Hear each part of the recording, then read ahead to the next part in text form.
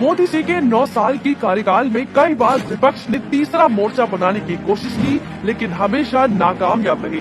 लेकिन अब जाकर पहली बार किसी मुद्दे पर एकजुट हुआ है। वो मुद्दा जो कांग्रेस का सालों से फेवरेट मुद्दा रहा है, हिंदी और हिंदू का विरोध। हिंदी हिंदू का विरोध।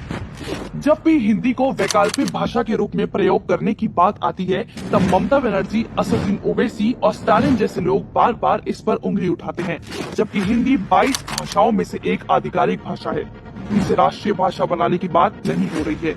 देश के हर राज्य को संविधान में ये छूट है कि वो अपनी लोकल भाषा को आधिकारिक भाषा के रूप में प्रयोग कर सकते हैं।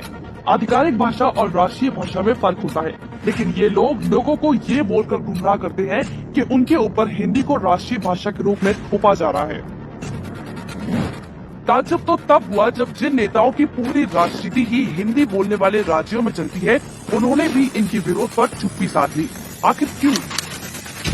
हिंदुओं के खिलाफ षड्यंत्र। हिंदी ही नहीं, हिंदुओं के खिलाफ भी विपक्षी नेता में खूब नफरत भरी हुई है।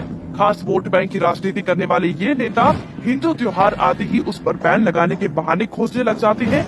रामनवमी हो या दुर्गा पूजा, चाहे हनुमान जयंती, सारे त्योहार पर इनका सौतेलापन साफ दिखता है। रामचरितमानस का विरोध। ऐसा नहीं है कि अकेले कांग्रेस को ही हिंदुओं के आराध्य भगवान राम से नफरत है। अभी हाल ही में बिहार और यूपी में कुछ राम विरोधी पार्टियों के नेताओं ने रामचरितमानस का अपमान किया है। उनके कार्यकर्ताओं ने प्रतियां जलाई। उनकी ये हरकत ये बताने के लिए काफी है कि अगर इनको बहुमत वाली सरकार मिल जाए तो ये रामचरितमानस तो छोड़िए, भगवान राम पर भी बैन लगा देंगे। ज्ञानवापी की शिवलिंग का विरोध। कोर्ट में भगवान राम का विरोध करने वाले ये हिंदू विरोधी अपने वोट बैंक को खुश करने का कोई मौका हाथ से जारी नहीं देते।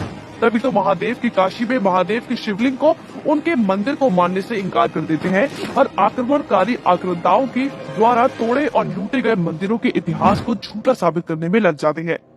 पीएम मोदी ने अपने 9 साल के कार्यकाल में कई सारे महत्वपूर्ण काम किए हैं, लेकिन उनमें से सबसे महत्वपूर्ण काम था इन हिंदी और हिंदू विरोधी नेताओं के चेहरे से नकाब हटाकर उनके असली चेहरे से पूरे देश को परिचित करवाना। पीएम मोदी का ये काम देश की जनता कभी नहीं भूलने वाली है।